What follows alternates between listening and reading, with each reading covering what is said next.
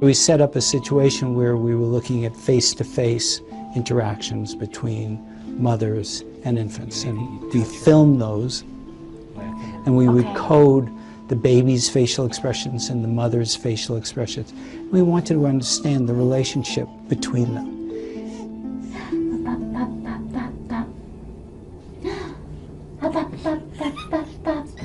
After playing a period of playing and engagement with the infant, we then signaled the mother to hold a still face, to not use her hands, to not talk, and just look straight ahead.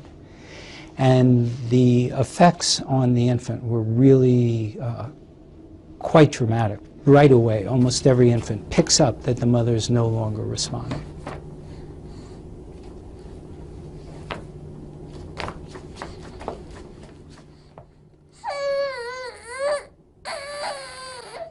Babies have all these ways of trying to get the mother's attention. When we saw Analia today, she does a fake cough with her mother.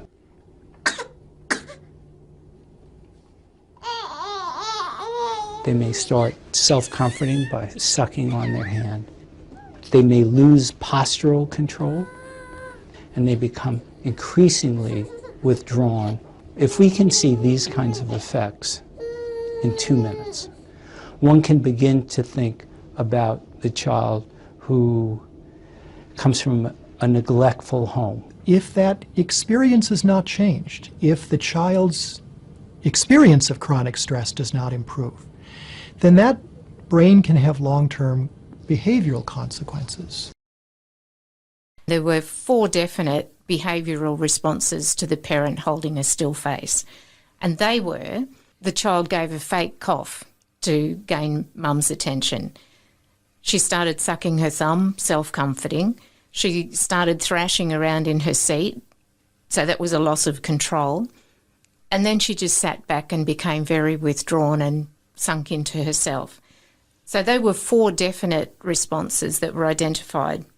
And those responses are really obvious in a small child. But those 4 responses still happen in life as we grow into adulthood. But we just learn how to mask them a bit better. We get really clever at hiding. So the four responses, the first one, the fake cough, can become varying degrees of illness, and whether they're real or imagined, like we have hypochondria. Often the child says, "Mum, I've got a pain in the tummy today," and they might not have a pain in the tummy. They just might want to stay home. They just might want to spend some time with mum. That's the progression of looking for attention through a fake cough and illness. The self-comforting moves into varying degrees of addiction or experimentation with, say, drugs, alcohol, looking to numb pain. And loss of control, it's where we thrash around. Bullying can be a part of that, violence in the home. And withdrawal means that we sink back into ourselves, we isolate, we become depressed, we can become anxious, we don't want to interact with people. We might move into our bedroom and become a gamer and not interact with anyone.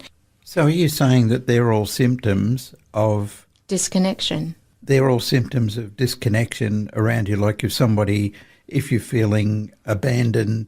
When we're in relationship with someone, it's expected that we will get a response in some way. Like if I look at you, I expect you to look back at me and to listen to what I say and then to have a response. If you look at that from an adult point of view, like the ultimate rejection could be divorce, it could be losing a job. So if you carry those infant behaviours through to adulthood, a way of handling a divorce could be that you get sick. It could be that you numb the pain with some sort of an addiction, whether that's booze, pornography, whatever.